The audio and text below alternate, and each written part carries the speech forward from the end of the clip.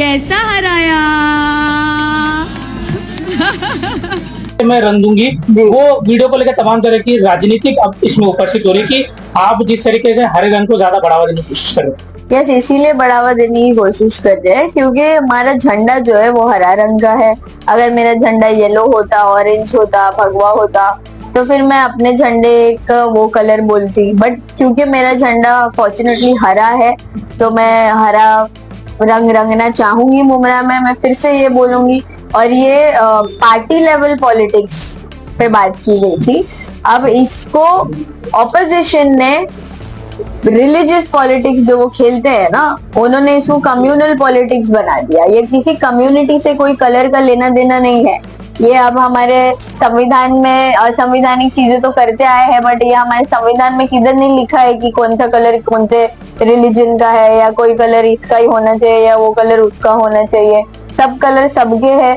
Rainbow में कितने colour होते हैं वो सब सबके अपने अपने लेके बैठ जाए, क्योंकि इंडिया में भी बहुत सारे धर्म और जात है, तो सबके एक एक कलर डिसाइड कर लेंगे। चॉकलेट ब्राउन कलर उसका, पिंक कलर उसका, येलो उसका, नहीं, सब कलर सबके हो। तो ये जो चीज है आप फैलाने की कोशिश कर रहे हो, इसको बंद करो।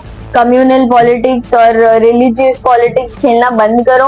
अगर मेरी सोच सेक्युलर है तो मैं कम्युनल स्टेटमेंट्स कभी नहीं दे सकती। ये प्योरली पॉलिटिकल और पार्टी लेवल पे बोला गया स्टेटमेंट था कि मुझे मुमरा से 25 की 25 सीटें चाहिए, ये उसके लिए बोला गया था। घोड़े तो तलवारें, फौज तो तेरी सारी थी, जंजीर में जकड़ी मेरी शहजादी अकेली सब पे भारी थी। सबसे पहले तो कैसा हराया जो था वो इसीलिए था क्योंकि दिल से खुशी हुई। दुश्मनों को लगा कि हम हार जाएंगे, हम जीतने नहीं वाले, हमारी सभी एमआईएम की सीटें मुमरा से वैनिश हो जाएगी।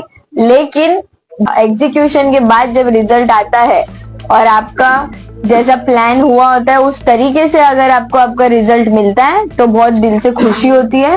और अल्हम्दुलिल्लाह वो खुशी जो थी उसका जाहिर करने का मेरा एक तरीका था, और इसीलिए मैंने उनको ये जवाब में दिया है कि कैसा हराया।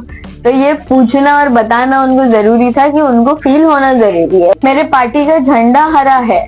अगर मेरे पार्टी का झंडा भगवा होता तो मैं ये बोलती कि भगवा करुण टाकुन बट वो नहीं था, ऑरेंज कलर का अनफॉर्चुनेटली नहीं है। एमआईएम का झंडा ग्रीन कलर का है तो ग्रीन कलर है तो ग्रीन बोला जाएगा। अब इसको उनकी पार्टी से ये जो भी चीजें आ रही है, आप देखो अच्छाई जब उभर के आती है ना तो उसकी टांग खींचने के लिए पीछे लोग लग जाते हैं।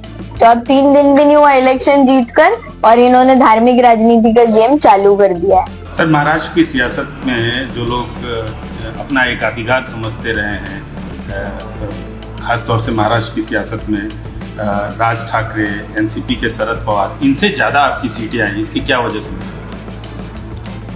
इसकी वजह जो मैं पहले बताया आपको कि हमारी जो टीम है इम्तियाज अली साहब के साथ हम लोग पूरी मेहनत कर रहे हैं। मैं खुद जाते रहता हूँ वहाँ पर, तो एक कलेक्टिवली हमारी मेहनत होती रही है वहाँ पर, और हम लोग आवाम के दरमियान में रहे। हमारे पार्टी का जो मैसेजिंग है, पार्टी का जो प्रोग्राम है, और हमारा जो पार्लियामेंट में हो, असेंबली में हो, जनता में हो, हम लोग कंसिस्टेंटली एक बात करते हैं तो जाहिर है उसका आवाम के दिलों पर असर होता है।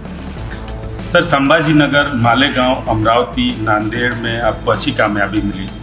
क्या ये माना जाए कि महाराष्ट्र में मुस्लिमों के सबसे बड़े नेता असदुद्दीन ओवैसी हो गए? नहीं, मैं शुरू से यही कह रहा हूँ कि मैं मुसलमानों का नेता नहीं हूँ, ना मैं कोई बनना चाह रहा हूँ।